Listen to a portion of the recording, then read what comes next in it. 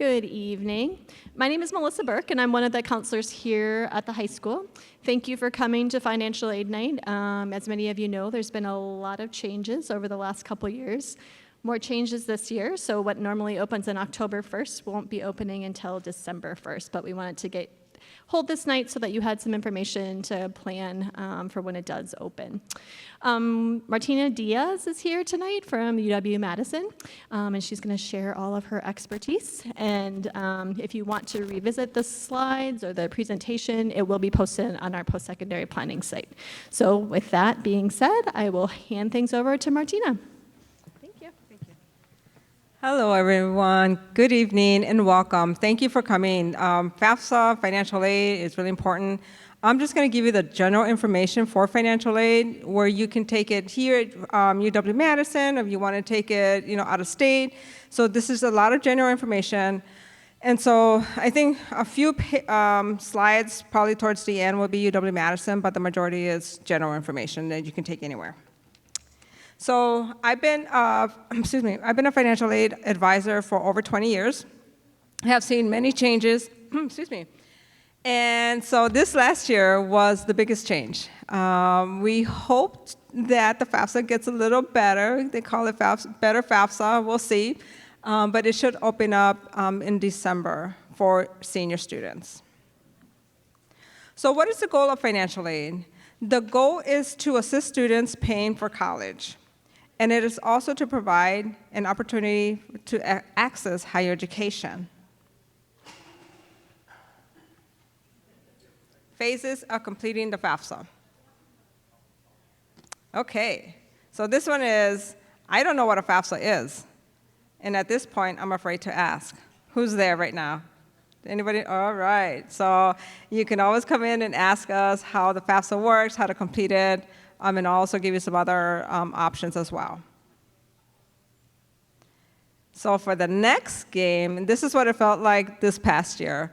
Enter your FSA ID and password. So it was like the Squid Games. You get to a certain part, and then you have to leave and start all over again. So hopefully it gets better this year. And this is the face we make when students and parents get to complete the FAFSA without any type of issues. So hopefully we see a lot of these faces, smiling faces that, yes, we did it, and there's no issues with the FAFSA. But serious, what is the FAFSA? FAFSA is a free application for federal student aid. It's what you need to complete in order to receive any form of financial aid, whether it's loans, whether it's grants, whether it's work study, any type of employment of work study. So if you need to complete the FAFSA, say for a scholarship, make sure you complete the FAFSA in a timely manner. What's going to be needed is an FSA ID or the studentaid.gov. You may have heard a lot of new terminology. There's a lot of old terminology that maybe some of you know of, but a lot of terminology has changed. But pretty much it's the same thing for, say, the studentaid.gov or the FSA ID. There's other terminologies, and you'll see some of them in this PowerPoint. So what is the studentaid.gov account? This is your FSA ID. This is how you're going to sign your FAFSA electronically and some other forms. Okay, so it's really important that you create the FSA ID or the studentaid.gov account. Why do you need a studentaid.gov account? You need it to sign your FAFSA electronically. You need it to sign your promissory notes. If you decide to take out any federal loans, this is how you would sign, with the FSA ID or the studentaid.gov account. Who should create the studentaid.gov account? The student, of course, and one parent. So we don't need both parents to create an FSA ID account, only one. And so you want to make sure that you create this in a timely manner as well. Okay, so it's going to go through a process. It's about a 7-step process. It'll take about maybe 15 to 20 minutes to create an FSA ID account or the studentaid.gov account, but just make sure you have that time to create it and see it through. How do you create one? So you would go to studentaid.gov and create the FSA ID account, or the FSA ID, So you would create it on the studentaid.gov account. What do you need to create the studentaid.gov account? You're going to need students and parents or step-parents information, such as the Social Security number and name. So when you are applying for the FSA ID or the studentaid.gov account, you're going to need both of these items. Also, now new for this year, or this past year, 24-25, students whose parents may not have a Social Security number also have to create an FSA ID account. So you can also create this on the same website, the studentaid.gov. When should you create the FSA ID account? You can create it now. So that way when the FAFSA is ready December 1st, or in December, it'll be ready, you'll have that, because it'll take about 5 or so business days for you to get this information. This FSA ID, or the studentaid.gov account, you're gonna have to have this for the next 4 or 5 years. If you, the student, decide to go to grad school or do your PhD, you'll also be using the same FSA ID account or the studentaid.gov account. So make sure you keep that somewhere handy. So it's a free application. Don't pay anyone to do the application for you. If you do need help, there's several different ways that you can get help. You can come to the financial aid office. You can come to UW-Madison financial aid office. Even if you decide not to attend UW-Madison, you can go to Madison College. You can go to Edgewood. We also have some additional information regarding the Go Wisconsin, and that I'll explain a little bit more later on. And this is all to help you complete the FAFSA if you need some help. For each FAFSA, the student is going to need parental information. They cannot complete the FAFSA without your information. So it's really important that when they make you a contributor, you're going to get an email. You're going to receive an email to let you know, okay, your student now needs you to do your part to complete the FAFSA. Okay? And the FAFSA must be completed each and every year in order for the student to receive financial aid, any form of financial aid. UW-Madison has a school code of 003895. Each of the schools and colleges that your student's going to apply to has their own school code, but UW-Madison is 003895. Some additional general information. The FAFSA must be completed online. So you go to FAFSA.gov, and this is where you would complete the application. Students who don't have any type of issues with completing the FAFSA, it takes about 5 to 10 minutes.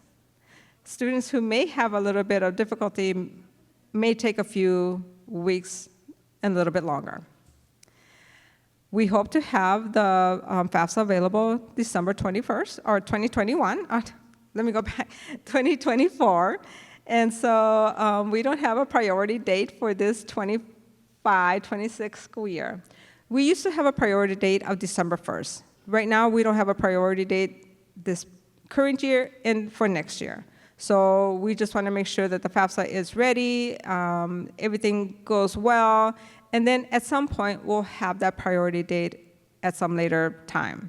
But right now, there's no priority date. All contributors need a studentaid.gov account. This is your FSA ID. So the contributors is the parent and the student. We're going to be using two years prior financial information. So you're going to be using your 2023 tax information to complete the FAFSA. If your student completed their taxes, then they're going to need to use their 2023 taxes. If they didn't file, that's fine. But parents, you will need your 2023 tax information to complete the FAFSA. Seniors in high school, apply for college this fall. Fill out the FAFSA once it is ready. And then, again, you're going to be using the 2023 income information, yours and your parents. So what else is needed to complete the FAFSA? You're going to need student and parent information, of course. So make sure you have all of this handy, such as the Social Security card, as I mentioned, financial information, whether it's taxes or W-2, have all of that handy.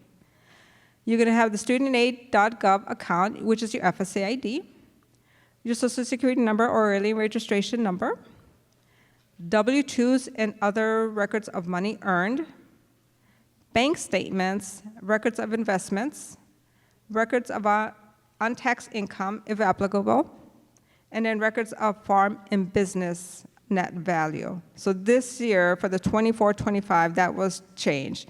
Prior to that, we did not take that in consideration. Now the federal government wants this information, so you're going to need to have your either farm or business income information. Some tips to filling out the FAFSA. You go to student aid account. Don't use your high school. For students in high school, please don't use your high school email.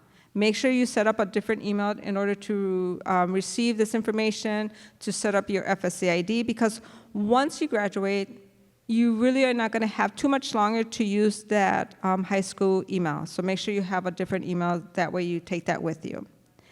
Parents, you're also going to have to need your own email address. So you can't use your students, and the student can't use yours. So you have to have two separate email accounts, okay? Divorced or separated parents who provide, if your parents are or parents, if you're separated or divorced, who provides the most financial support? That's the income information we're going to you have to use on your FAFSA. So it's not which parent you're living with any longer the most during the 12 months of your last year in high school. It's who's providing the most financial support. That's the parent you're going to use as the contributor. What if the student pays for everything? Do you still need parental information? Yes. So unless the student is over the age of 24, has their own children, married, a veteran of the armed forces, grad student, there's a couple others in there, but if your student states, nope, I'm not this, I'm not this, I'm not this, then we're going to need the parental information. Because I'm almost sure that most students don't earn $30,000 or $40,000 as a senior in high school, so they really can't provide their own tuition payments, living costs, and insurance, and all of that. So if a student's under the age of 24, which is the big thing, students, you still have to use their parent information. So additional tips and tricks. So this is a direct data exchange. This is when the student and a parent are contributors, what's going to happen is with your tax information, everything that's on your taxes, and you're going to give consent by filling out this FAFSA, it's going to take everything from the IRS information and move it over to the FAFSA. So you really don't have to plug in a whole lot of numbers. Really, the only numbers that you have to plug in is the farm, business, investments, and the cash savings. So really, those are the only ones that you might have to provide. Sometimes the system can be glitchy, especially when everybody wants to fill out the FAFSA at one time. So say come December 1st and the FAFSA is open. Everybody wants to get on the FAFSA and start completing the FAFSA.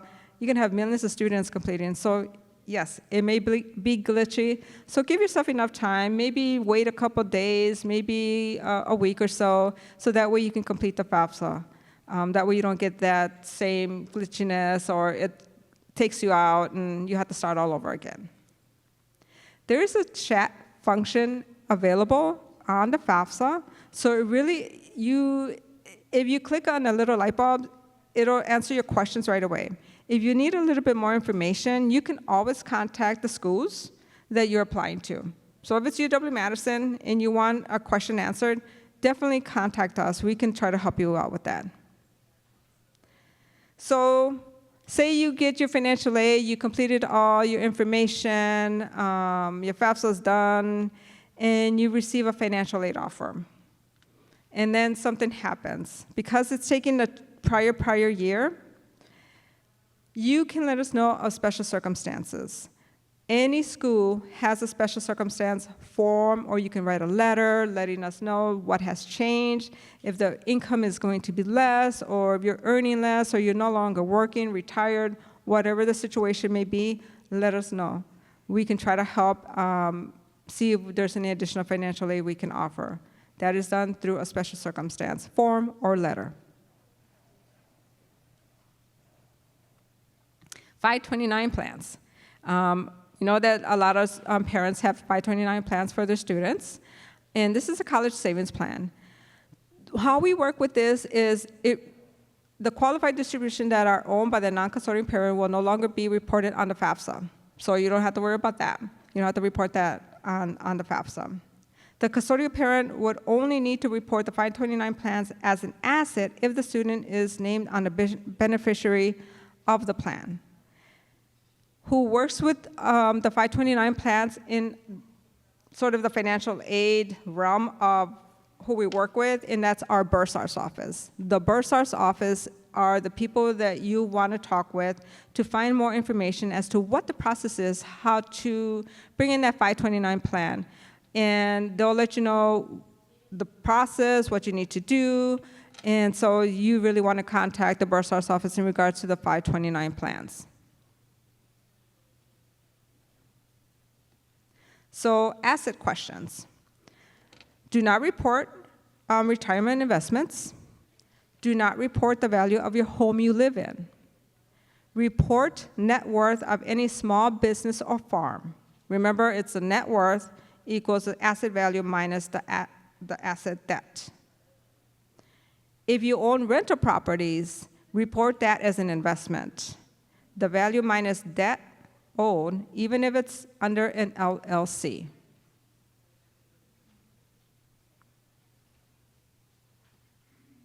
Here's another option to get additional help. So if you don't have time to go, say, to a school and meet with an advisor, there's the College Go Wisconsin. College Go Wisconsin has several different places where they will hold FAFSA help. So there's like a group of people like yourselves, and then you all get a computer. We help with the FAFSA. If you have questions, there's going to be a lot of advisors who know what's going on, counselors who may know what's going on as well. So they're there to help, and it's from all different colleges and universities that will be there to help students and parents answer questions. Right now, the dates are not up there listed on the College Go Wisconsin site. Once they have that, that should be available hopefully sometime in December as well. And then you can go on to the collegegowi.org and look to see when maybe the closest place is where you can go and get some additional help completing the FAFSA. So that's an option. They're also going to have virtual FAFSA help as well. So if you don't want to come in, you just want to have one or two questions, you can always do the virtual option as well. And if you scan that, that'll take you straight to the collegegowi.org.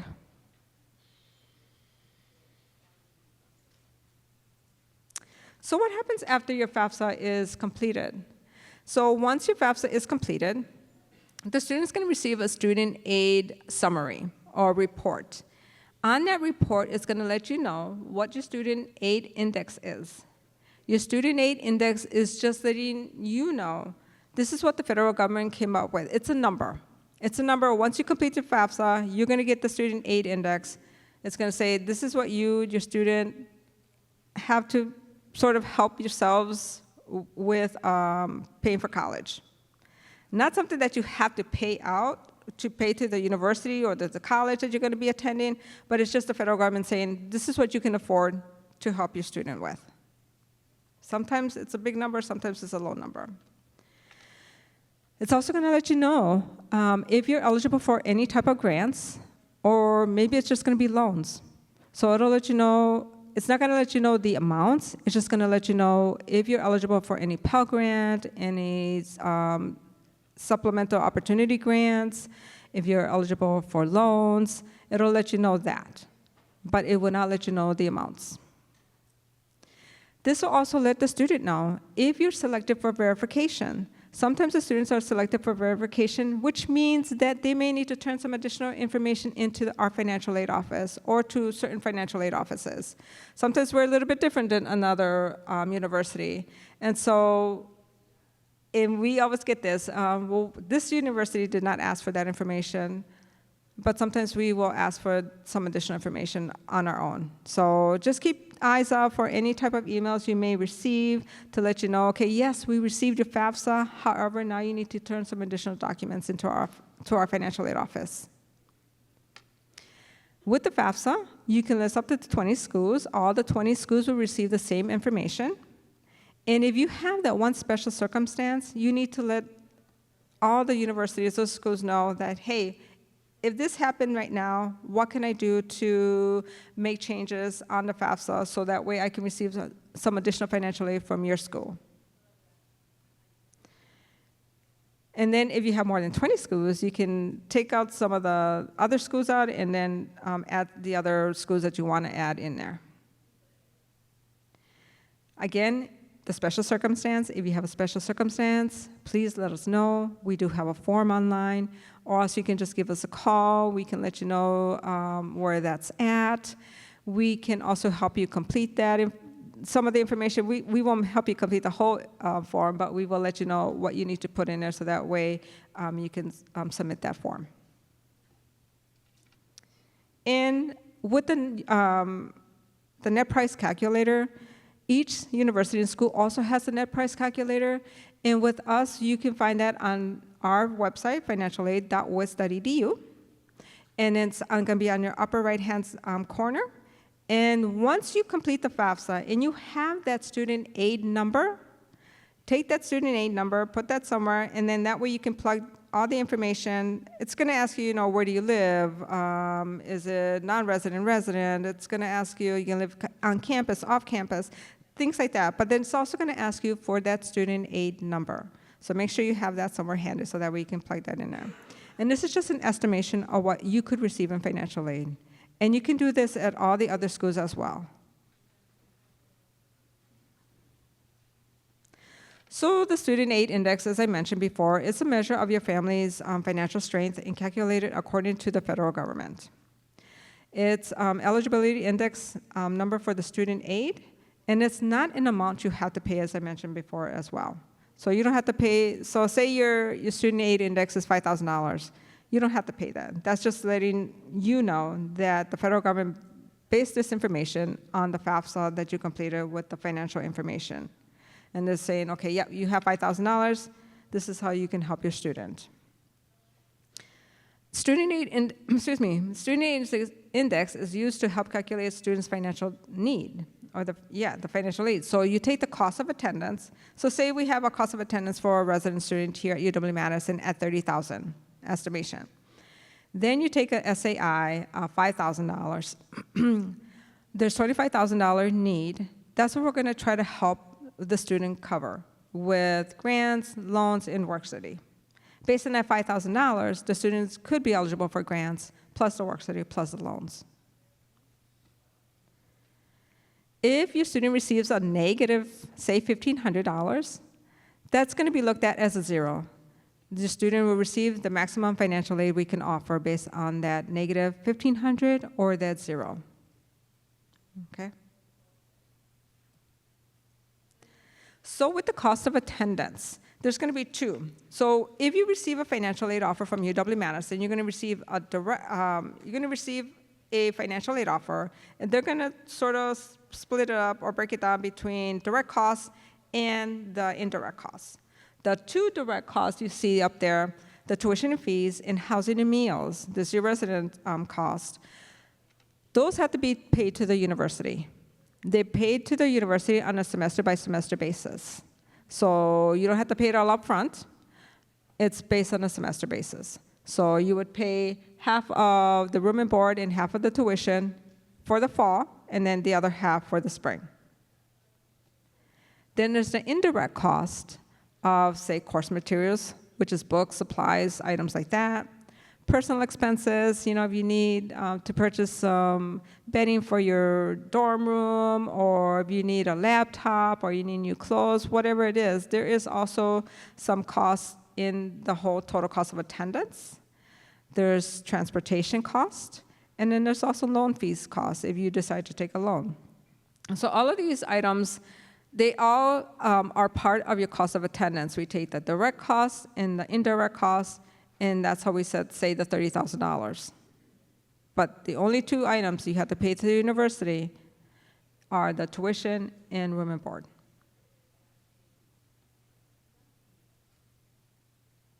So what types of aid are available to students? There's grants and scholarships. Grants and scholarships you don't have to repay back. So it's free money. So apply to as many scholarships as possible. I know that sometimes students apply for scholarships, and yes, it's going to affect your financial aid. And so even with that, I always tell students and parents, apply for as many scholarships as possible. The scholarships they look great on your resume, they help you, and then just leaves a little bit more money for maybe another student who may need financial aid. So it helps you and it helps the other student. So with the grants, of course, that's all based on your FAFSA information. Scholarships are not. Scholarships, the students have to apply for those individually. Each scholarship is different. So make sure you take a look at the scholarships, what they have to offer, what you have to complete, whether it's one form plus an essay, letters of recommendation. When I always tell students with the scholarship information, make sure when you're applying for admissions, whether it's to UW-Madison or any other school, keep that essay, keep the letters of recommendation. So that way, if you do need them for the scholarships, you have that there for you. And you can send that along with any scholarships that you are applying to. There's federal grants, state grants, institutional grants, and also private. Private scholarships are scholarships that you have to apply for. Some of the scholarships do come from UW-Madison.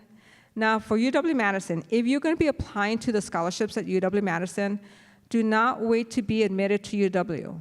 Once you apply for admissions once you start completing that admissions application, you students are going to receive a campus ID. Make sure that you start applying for those scholarships before February 1st. You do not need to be admitted, so be aware of that. Some of the scholarships you might have to be, but for UW-Madison, you do not have to be admitted to start applying for the scholarships. Here's some additional scholarships. There's merit-based versus need-based, and that's why I would say complete the FAFSA. If you don't get what you like, say you just get loans in your financial aid offer, you don't have to accept them. But maybe your scholarship, the scholarship site that you're applying to wants you to fill out the FAFSA. So just fill it out anyways. Plan ahead, because scholarships do take a lot of time. Take your time. It's an investment because you're putting all your effort and everything you know about yourself into these scholarships. Ask others to read the essays for you. You have counselors, you have advisors, you have family. Ask them, hey, is this good for this particular scholarship? Don't get scammed. If you feel that a scholarship is not legit, you can always contact us or any other school and say, hey, is this scholarship, is it a legit scholarship? Should I apply for it? We can let you know whether or not it's a scholarship that you should apply to, or just stay away and don't click anything. If you start getting all of this, all the scholarship information you probably have already as a senior, just make sure you don't start clicking on everything until you know for sure that it's a legit scholarship. On the red part, you're going to see some additional scholarship sites, the national sites, so that way you can apply for scholarships. Make sure you put your profile out there so that way you don't get bombarded with scholarships that don't pertain to you, that you can't even apply to. So that way you know, okay, this is what I want to major in, this is my likes, this is what I like to do, this is what I'm doing, I'm an athlete or whatever it is, and then you can start applying for the certain scholarships. So make sure you put a profile out there. Again, with the UW-Madison Scholarship, once you start applying for admissions, activate your net ID. You're going to need your campus ID. So every student who applies to UW-Madison will get a campus ID number, and then you can activate the net ID and start looking for those scholarships and applying for them. If you don't receive, say, enough financial aid, but one of the funds on your financial aid offer is a loan. There are several different types of loan. There are federal direct loans for the students. There is a federal direct plus loan for the parents, and then institutional loans that are based on more financial need than anything else, so the FAFSA is important. And then there's private loans, which are loans that you take out on your own. Then there is work study. Work study is part of the FAFSA information, so if you don't receive work study in your financial aid offer, maybe we can start looking at special circumstances to see if anything has changed. But work study is a work and earn program. You work on campus, earn your money. You can do whatever you want with that money. You can put it towards your books, supplies. You can save it, spend it, whatever you like. But this is a work and earn. It's just like a regular job, but it's on campus. And if you have the opportunity to use work study, please use work study, because how that work study works is if you find something on campus, the employers usually work around your schedule versus you have to work around somebody else's schedule, which means that you might be working more hours than you really want and need to. So for the students, there are two different types of loans. There's the subsidized and unsubsidized loans. Everything's going to be the same for these two loans. The interest rate is going to be the same. The 6-month grace period is going to be the same, which means you don't have to start repaying the loans back until 6 months after you graduate. And the only difference with these two loans is that the unsubsidized accrues interest while in school. So you may get a combination of both, or you may just get the unsubsidized. And the difference between that, again, is just the unsubsidized. Any student can receive the unsubsidized loan, no matter what your parent earns. With the subsidized loan, that is more of a need-based loan because there is no interest accruing on that loan while you're in school. There's an annual maximum for students. First-year students, $5,500. Second-year students, sophomores, $6,500. And then juniors and seniors, $7,500. This is the federal maximum anywhere, whether you attend UW-Madison, whether you attend Madison College, Edgewood College, any of those colleges, it's all the same amount. So it's not going to increase because you might be at a higher cost of attendance school or a lower cost of attendance school. As you can see, the interest rates are high for this year, 6.53% at a fixed rate. And then there's a current origination fee at 1.057%, which means that they take a little bit of the loan each semester. Now, Parent Plus loan and private loans, which one should you go with? That's all going to be dependent on you and your student and how much you need, if you do need the additional funds. So there's a Parent Plus loan. The Parent Plus loan is a federal loan. This is through the government. And you do have to apply for the Parent Plus loan. And this is where that FSAID or the student.gov account will come in handy because this is how you sign that form. Okay? So again, make sure you complete that FSAID. With the current interest rate for this loan is pretty high as well, 9.08% fixed. And then there's an origination fee of 4.228%. Yeah, it's pretty high. Then there's the private loans. If you don't want to take out a Parent Plus loan for the student in order to help with the educational costs, there is a private loan, or private loans, I should say. We got a private loan section. We have a listing of about 7 or 8 different lenders that are trustworthy lenders, but their interest rates can change. It varies from 3% all the way to 16%. So it's going to depend on a lot of credit history. It depends on the amount that you're going to maybe want to borrow. So if you decide to go this route, there's through the bank or the UW Credit Union or other credit unions are listed on there. The student may need a cosigner depending if they have some form if they don't have any type of credit history, if they have some form of credit history and have a job and maybe paying a bill, they may be able to get one of the private loans without a cosigner. And then interest based on credit, of course. We do have the fast choice comparison tool. Use this tool to compare the different lenders. Like I said, there's about 7 or 8 different lenders on our website, financialaid.wisc.edu. Then you would click on types of aid. When you click on types of aid, scroll down all the way to the private loan section. In that private loan section, you're going to have disclaimers. Click on those, and then you can use the fast choice comparison tool. I always tell parents and students, choose 2 or 3 at a time, so that way you can sort of see what the comparisons are, what the interest rates are, what the repayment is. Most of the repayments are going to be 6 to 9 months. The student does not need to borrow or pay back the loan until 6 to 9 months after they graduate. So you can see what the interest rates are, how much you can borrow, if there's any type of other criteria that you need to supply to the different lenders. So fast choice comparison tool is a really handy tool. So please use that. So the next steps to prepare for the FAFSA filing. Again, create your studentaid.gov account, your FSA-ID, for all contributors, parent and student, that are required to provide information on the FAFSA. It takes about 5 business days to process, so just make sure you do that.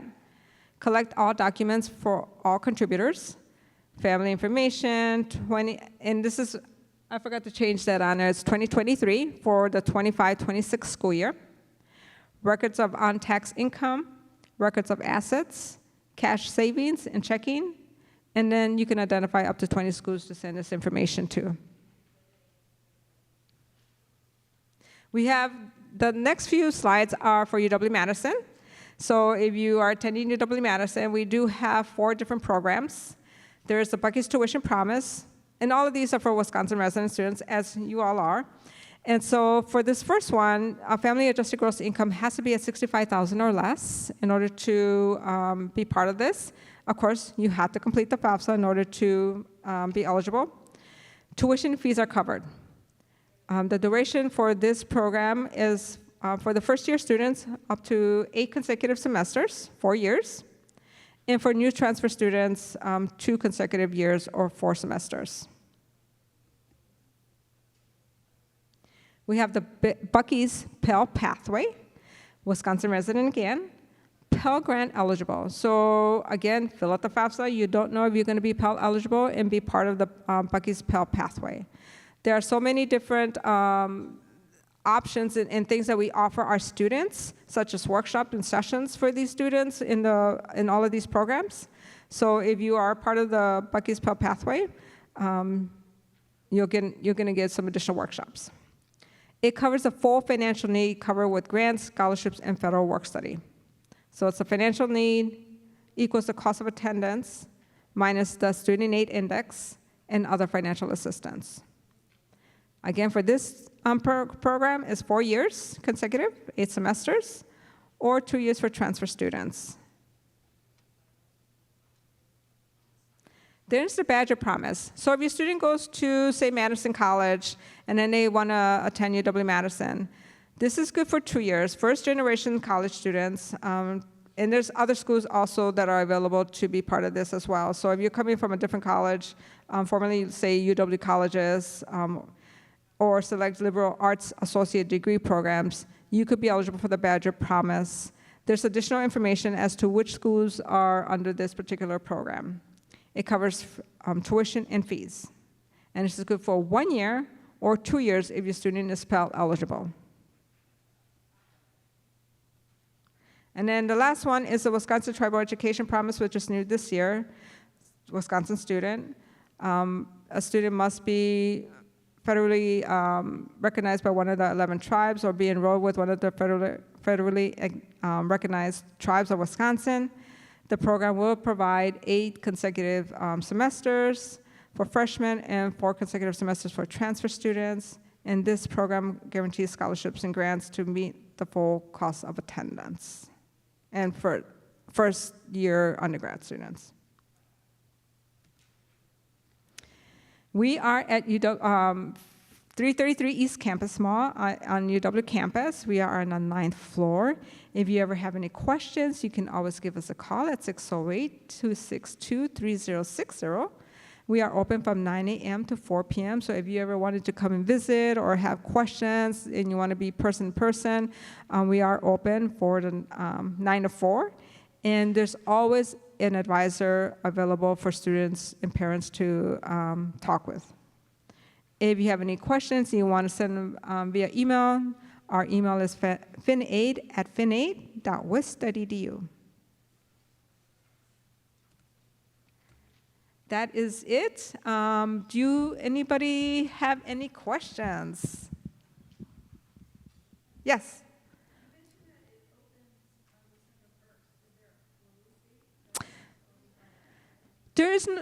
The question is, the FAFSA opens, when does it open? December 1st, hopefully, and then there is is there a closing date? There is not a closing date until the following year, so it'd be for the 25-26 school year, it would be 2026, June 30th. June 30th, 2026. So that would be the last day that you can fill out the FAFSA for a freshman student. Yes? This is your second kid going out and filled out the FAFSA. The first one, are they just totally independent and mutually exclusive, or do I use my same ID for the second kid? Yes, you would use the same ID for the second child as well. So you don't need to create a new one. Yes. Yes. So the student creates an ID and the parent creates a separate ID. Correct. Yes.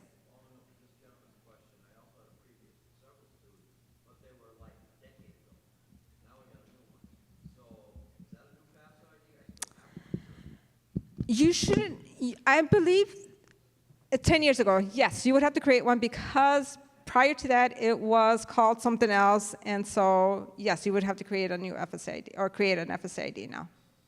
Yes. Yes.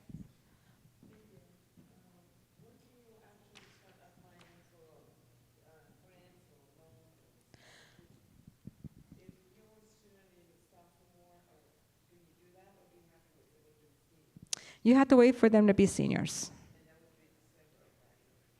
Yes, so whenever your student's a senior, that's when they start applying for the FAFSA, scholarships. Yes. Mm-hmm. Yes.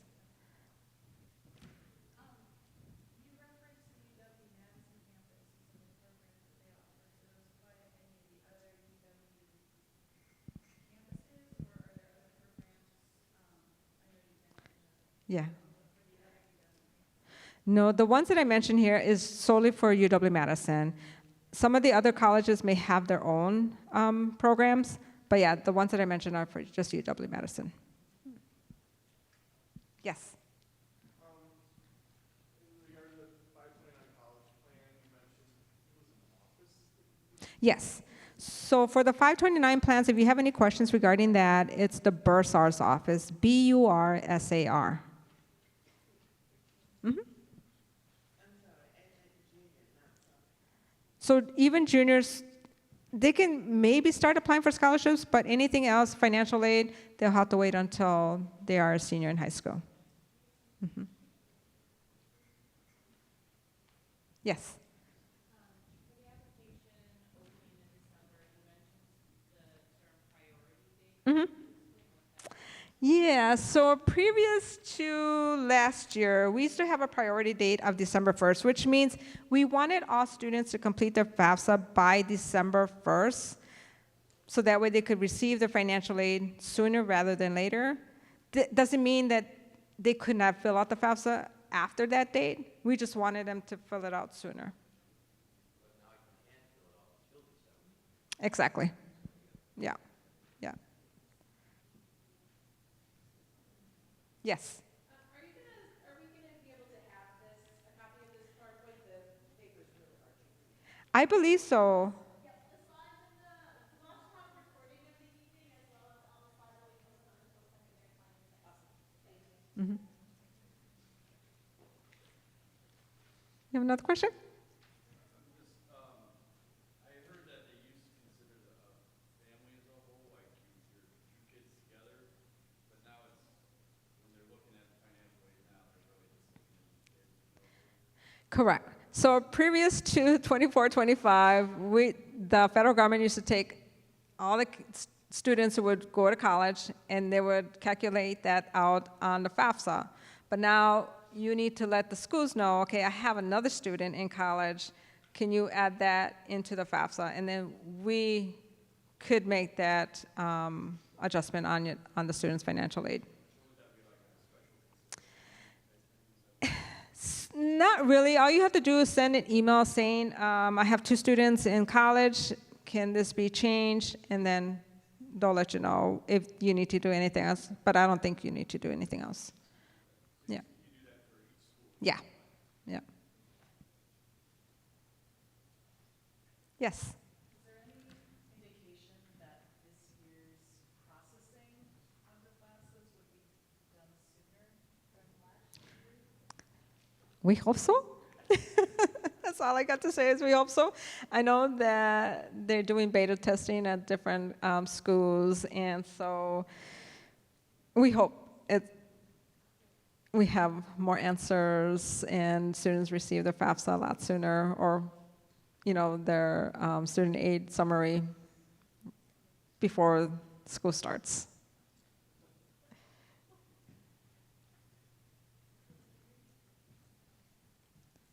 Yes. On the 529, it says here that you don't have to report it as an asset if the student is the named beneficiary. Correct. Meaning, like brother or sister is the beneficiary, or kind of clarify what that means. It's the student themselves. So if your student is the beneficiary, then that's not counted. If it's, no, sorry, it is counted. But if it's somebody else's name, then it's not. Yeah. Yes.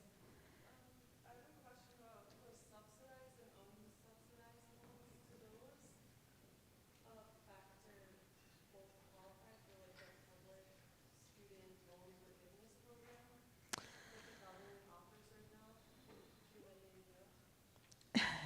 I want to say yes, however, this would have to be done like years ago. So yes, if you have loans back in the day, say 2 years ago, then yes, those will come towards loan forgiveness.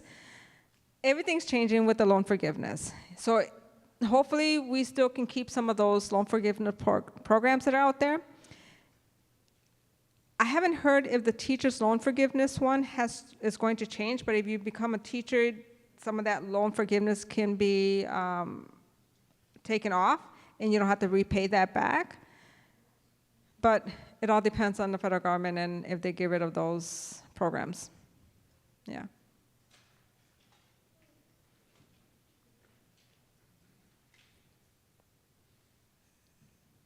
If you do think of anything else, we have the Wisconsin, the Go Wisconsin College Go Wisconsin.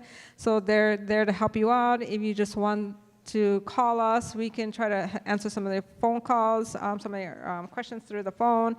Or if you just want to stop by, we can also do that. So thank you, everyone.